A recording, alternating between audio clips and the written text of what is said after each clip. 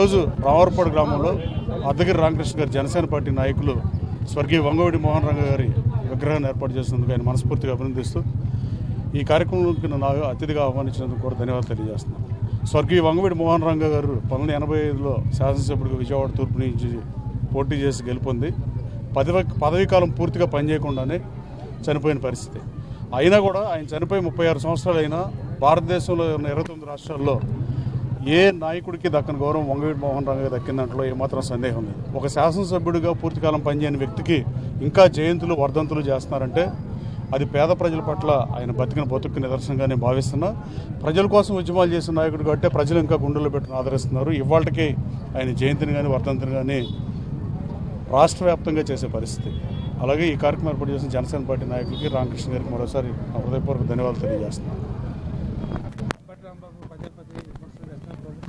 6 నెలలైనా సరే ఏది కూడా ఇచ్చిరామి నెరవేర్చలేదు అని చెప్పి పదే విమర్శలు చేస్తారు. అసెంబ్లీకి వచ్చాడటాకేమో ఆయన గెలవలేదు, గెలిచిన వాళ్ళేమో రావట్లేదు అసెంబ్లీకి.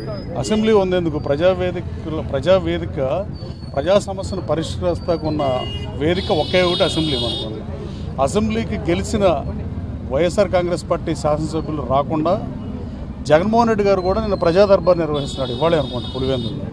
ఆ ప్రజా దర్బార్లో వచ్చిన అర్జీలను ఏం చేస్తారనేది నేను ఆసక్తిగా చూస్తున్నా. అంటే సొంత నిధులతో పులివెందుల్లో ఉన్న రోడ్లు డెవలప్మెంటు, కమ్యూనిటీ హాల్స్ కానీ ప్రజా సమస్య అన్నింటినీ పరిష్కరిస్తారా, లేదా రాష్ట్ర ప్రభుత్వం ద్వారా పనిచేపిద్దాం అనుకుంటే అసెంబ్లీకి అట్లా పంపుతారు. ఆయన అసెంబ్లీకి రావట్లా, మైక్ ఇవ్వట్లేదని అసత్య ఆరోపణలు చేయడం. అసలు రాకుండా ప్రమాణ స్వీకారం అనేది మైక్ ఇచ్చారు, ప్రమాణ స్వీకారం చేశారు, బయటికి వెళ్ళిపోయారు. మళ్ళీ వాళ్ళు రాకుండా మైక్ ఇస్తారో ఎవరో అంటే ఫోబియా టైప్లో వస్తే మైక్ ఎవరో వాళ్ళ కాళ్ళే ఊహించుకుని మానేయటం బాధాకరం. ప్రజాస్వామ్యం మీద దాడిది. అలాగే ఓటేసిన ప్రజల మీద దాడి, అలాగే ప్రజాస్వామ్యాన్ని అపహరించడం, శాసనసభను అవమానించడం ఆంధ్రప్రదేశ్ రాష్ట్ర రాజకీయాల్లో ఎప్పుడైనా ఉందా ఇలాంటిది? ఒక్కసారి 94లో ప్రతిపక్ష హోదా లేకపోతే కాంగ్రెస్ పార్టీకి ఆ రోజు పి జనార్దన్ రెడ్డి గారు కానీ పిసిసి ప్రెసిడెంట్ కానీ వచ్చారా రాలేదా?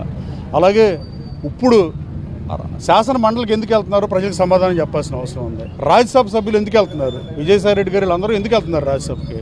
అలాగే లోక్సభలో వీళ్ళు గెలిచింది 9 ఎంపీలు, వీళ్ళు ఎందుకు వెళ్తున్నారు లోక్సభకి? వీళ్ళకి ప్రధాన ప్రతిపక్ష హోదా ఉందా లోక్సభలో కానీ రాజ్యసభలో కానీ? ఇవన్నీ దుర్మార్గంగా భావిస్తున్నా. ప్రజలు అన్నీ గమనిస్తారు. చంద్రబాబు నాయుడు గారు ప్రతిపక్ష హోదా తీసేస్తానని చెప్పి ఆ రోజున అన్ని రకాల ప్రయత్నాలు సర్వశక్తులు ఒడ్డి 9 తెలుగుదేశం పార్టీ శాసనసభ్యుల్ని ఒక జనసేనకు ఒకే ఒక శాసనసభ్యుడు ఆ రోజు గెలిచుంటే అతన్ని లాక్కున్నప్పుడు ఈ నీతి సూత్రాలు గుర్తులేదు వాళ్ళకి. ఆ 5 శాసనసభ్యులు లాక్కున్నప్పుడు 4 పోతే చంద్రబాబు నాయుడు గారు ప్రతిపక్ష హోదా పోగా రాష్ట్ర ప్రజలు 151 సీట్లు ఇచ్చి ఆ రోజు అధికారం ఇచ్చారు. పార్టీ పెట్టిన ఫస్ట్ ఎన్నికల్లో 67 శాసనసభ టికెట్లు ఇచ్చి ప్రతిపక్ష హోదా ఇస్తే ఆ రోజు అసెంబ్లీకి వచ్చి మధ్యలో మానేసిన పరిస్థితి. కానీ తర్వాత 151 మంది ఎమ్మెల్యేలు గెలిచిన తర్వాత సభానాయకుడిగా సభను నడిపావు. అంటే శాసనసభ మీద నీకు గౌరవం ఉందా లేదా అని మాజీ ముఖ్యమంత్రి గారిని అడుగుతున్నా.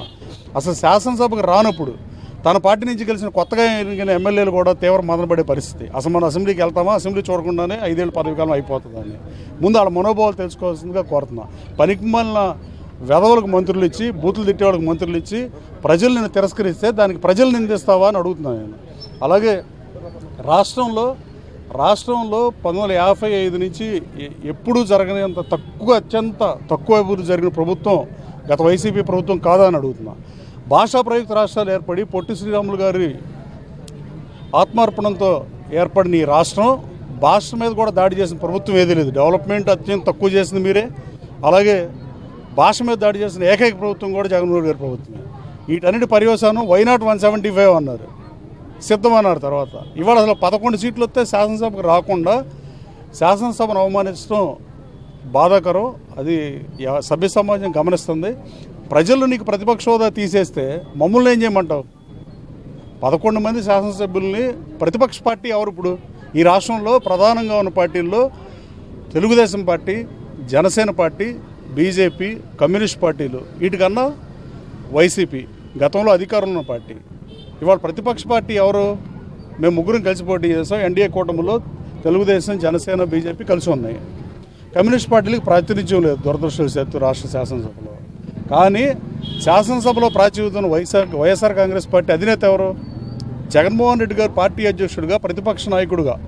ప్రతిపక్ష హోదా అనేది నీకు ప్రజలు లేదబ్బా, మేమేం చేస్తాం? సుస్పష్టంగా చెప్పాల్సిన అవసరం ఉంది. అంటే పార్లమెంట్ ఎగువ సభకి వెళ్తారు, శాసనసభలో ఎగువ సభకి వెళ్తారు, లోక్సభకి ఎందుకు వెళ్తారని అడుగుతున్నారు. 4 ఎంపీలు కేవలం ఉంటే వాళ్ళు ఏం చేస్తున్నారు వెళ్ళి, వాళ్ళు ఎందుకు వెళ్తున్నారు? మీరు 11 మంది ఇక్కడ ఎందుకు రారు? ఢిల్లీలో ఒకటి, ఆంధ్రప్రదేశ్ రాష్ట్రంలో ఒకట. ఆంధ్రప్రదేశ్ రాష్ట్ర ప్రజలే ఆ 4 ఎంపీలను గెలిపించారు, ఈ 11 మంది శాసనసభ్యులు కూడా గెలిపించారు. ఇది దుర్మార్గంగా నేను భావిస్తున్నాను. ఇది ముమ్మాటికి శాసనసభను అవమానించడమే, రాష్ట్ర ప్రజలను అవమానించడమే. అంటే నాకు ఓటు వేయకపోతే, నాకు ప్రతిపక్ష హోదా ఇవ్వకపోతే, నాకు ఇన్ని సీట్లు అంటూ ఇస్తేనే నేను అసెంబ్లీకి వెళ్తానని మీరు ఎన్నికలకు ముందే చెప్పి ఉండాల్సింది. వై నాట్ 175 సిద్ధమని కాకుండా నాకు కనీసం ప్రతిపక్ష హోదా కానీ ముఖ్యమంత్రి కానీ ఇస్తేనే ఈ శాసనసభకు వస్తా, లేకపోతే నేను రానని చెప్పాల్సిందే. ఈయన ఉన్నాళ్ళ హోదా తీద్దామని ప్రయత్నం చేసిన మాట వాస్తవమా కాదా జగన్మోహన్ రెడ్డి గారు అని అడుగుతున్నా. చంద్రబాబు నాయుడు గారు హోదా తీద్దామని ట్రై చేశాడో ట్రై చేయలేదు? మీడియా సోదరు మీరు చెప్పండి. ఆ రోజున శాసనసభ్యులు మద్దతు సరిపోక 6గురిని చేల్చలేక తెలుగుదేశం పార్టీలోంచి 4గురితో ఆగిపోయింది. ఇక్కడ గన్నవరం కానీ, అక్కడ వైజాగ్ కానీ, ఇక్కడ గుంటూరు కానీ ఈ ఎమ్మెల్యేలు 4గురే వస్తాం వల్ల చంద్రబాబు నాయుడు గారు ప్రతిపక్ష హోదా తీలేకపోయారు. కానీ ఇవాళ శాసనసభను అవమానిస్తున్నాడని రాష్ట్ర ప్రజలందరూ చర్చించే పరిస్థితి. ఇంకా కొన్నాళ్ళు పోతే తాడేపల్లిలోనే 11 మంది శాసనసభ్యులతో మాక్ అసెంబ్లీ పెడతామని ఒకసారి. ఇలాంటి పరిస్థితులు బాధాకరం. ఇది రాష్ట్రానికి ఏమాత్రం మంచిది కాదు. ప్రజాస్వామ్యం పరిడి వెళ్ళాలంటే సభానాయకుడితో పాటు అలాగే ప్రతిపక్ష పార్టీ ఎమ్మెల్యేలు ఎవరైనా శాసనసభ గెలిస్తే, అలాంటి కమ్యూనిస్ట్ పార్టీ యోధులను ఏమనుకోవాలి? ఒకళ్ళు ఇద్దరు శాసనసభలో ఉన్న వాళ్ళు అన్నిసార్లు శాసనసభలో ప్రజాస్వామ్యం ఎలుగెత్తి చాటిన పరిస్థితి. వాళ్ళకే ఇవాళ సీట్లు రాని పరిస్థితిలోకి వెళ్ళింది. రాష్ట్ర ప్రజలన్నీ గమనిస్తున్నారు. వైఎస్ఆర్ కాంగ్రెస్ పార్టీకి తగిన గుణపాఠం చెప్తారు. నువ్వు బూతులతో మాటలు దాడి చేపించింది మీ ప్రభుత్వం కాదని అడుగుతున్నా. గత మంత్రులు వాళ్ళ పనికిమాలిన వెధవలను మంత్రులుగా పెట్టుకోవడం వల్ల, అలాగే అభివృద్ధి అత్యంత తక్కువ చేయడం వల్ల, భాషా ప్రయుక్త రాష్ట్రంలో తెలుగు భాష మీద దాడి చేయడం వల్ల ఈ రాష్ట్రంలో ఊరు వాడ ఏకమై ప్రజలందరూ నీకు 11 సీట్లు ఇస్తే నువ్వు ప్రజలను అవమానిస్తావా శాసనసభకు రాకుండా అని. కానీ తక్షణం మీరు నా దానికి సమాధానం జగన్మోహన్ రెడ్డి గారు చెప్తాడో చెప్పడో తెలియదు. కానీ నేను సుస్పష్టంగా జగన్మోహన్ రెడ్డి గారు అడుగుతున్నాను, అంబటి రాంబాబు గారినైనా మీరు అడిగిన ఎవరినైనా. ఇందాక ఇంకో మీడియా సోదరు కూడా అడుగుతున్నాడు, అసలు మీరు మండలికి ఎందుకు వెళ్తున్నారు? పార్లమెంట్లో లోక్సభకు ఎందుకు వెళ్తున్నారు? ఎగువ సభకు ఎందుకు వెళ్తున్నారు? దిగువ సభ లోక్సభలో 4 ఎంపీలు ఉంటే ఎందుకు వెళ్తున్నారు? ఈ రాష్ట్ర శాసనసభను మాత్రం ఎందుకు అవమానిస్తున్నారని సూటిగా జగన్మోహన్ రెడ్డి గారిని అడుగుతున్నా. నీకు 11 సీట్లు ఇచ్చిన వాళ్ళు కొత్తగా అయిన ఎమ్మెల్యేలు అయితే తీవ్రంగా మదనపడే పరిస్థితి. నేను అనుకున్న ఉన్న 11 మంది ఎమ్మెల్యేలో పులివెందుల ఎమ్మెల్యే అయిన జగన్మోహన్ రెడ్డి గారు తప్పించి మిగతా 10 మంది కూడా అసలు ఈ శాసనసభకు మనం వెళ్తామా లేదనే పరిస్థితిలో బాధపడుతున్నారని నాకున్న సమాచారం. రాబోయే కాలంలో ప్రజలు మీకు ఇచ్చిన అధికారాన్ని ప్రజల మీద కోపం చూపించకుండా మీకు 11 సీట్లు ఇచ్చిన ఆ నియోజక ప్రజల సమస్యలను ఎక్కడ అడ్రస్ చేస్తారని అడుగుతున్నారు. ప్రజా సమస్యల పరిష్కారానికి శాసనసభ వేదిక ఇంకేమైనా వేదికలు ఉన్నాయని మీరు భావిస్తున్నారా?